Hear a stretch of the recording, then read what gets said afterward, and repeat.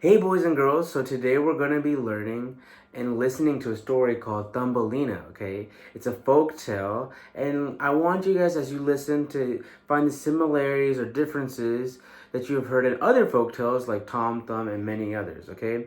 So let's get started, okay? So here we have the beginning of the story. Once there was a woman who wanted a child more than anything in the world. She went to a wise old woman for help. The wise woman said, "Take this seed and plant it and guard it well." When the woman watered the seed, a beautiful flower grew. The petals opened, and inside was a tiny little girl. She was scarcely the size of the woman's thumb. If you guys don't know what scarcely means barely or almost not. Okay, that's just, I want you guys to get that. The woman named her Thumbelina and cared for her with great extravagance, meaning luxury, okay? Thumbelina slept in a walnut shell and sang with a beautiful voice. One night, a mother toad hopped in and took Thumbelina away. She wanted Thumbelina to marry her son. Oh no. You can see that right there. Thumbelina woke up on a lily pad and felt scared. A friendly fish chewed the lily pad loose, and Thumbelina floated safely down the stream. She enjoyed the sunshine, the berries, and the butterflies.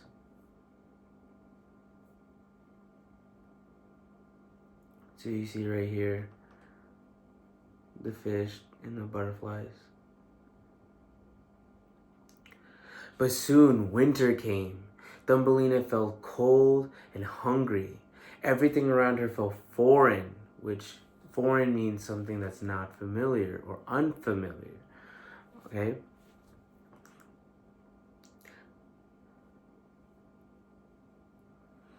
A kind field mice brought Thumbelina into a warm dwelling. So mean a home, like a house. Thumbelina helped her with chores, and she felt grateful for her kindness. See, she's giving her a tea, something to eat. That's so nice of her.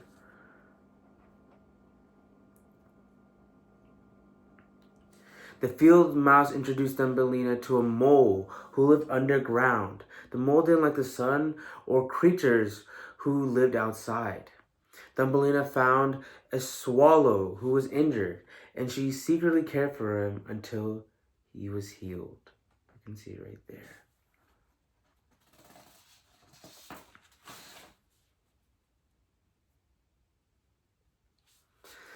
As the mole visited more and more, he decided Thumbelina should marry him. Even though she didn't want to, she felt trapped like she was in a cage. On the day of her wedding, the swallow returned. She said, Come to me with the warm to the warm countries." This time Thumbelina did not hesitate. So meaning she did not back out. She wanted to go. She climbed onto his back and they flew away. They flew to a land full of sunshine, flowers, and fragrant air. Thumbelina met a fairy-sized king, you see right here, who was kind and gentle. He asked her to be his queen. Thumbelina finally felt at home. The fairy people celebrated. Swallow sang, and Thumbelina lived happily in her new home. So you see it here. So I wanted to ask you guys some questions. Like we finally read this, like here's some questions that I want you guys to write on your notebooks or even on your whiteboards, okay? Who gives the magic seed to the woman at the beginning of the story?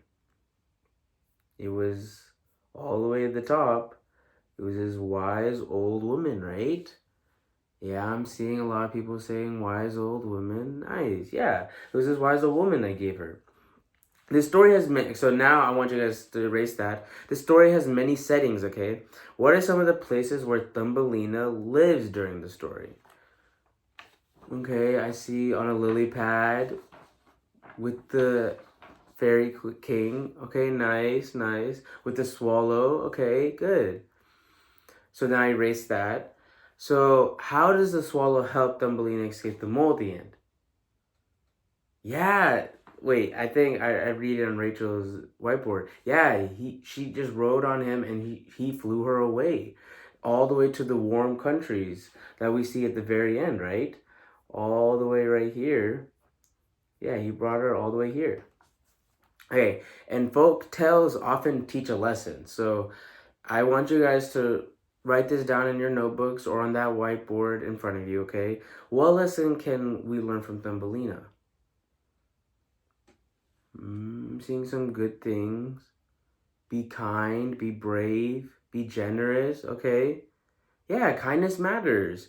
And at the end of the day, even small people can do big things. She was this tiny person and she did this huge thing, and now she's a queen. So I want to say good job listening today, guys. You worked so hard and were so diligent. And I want you guys to think like what makes folktales so special and how awesome it is to read about folktales. So give you guys a pat on the back and we'll read again next time. Thank you guys.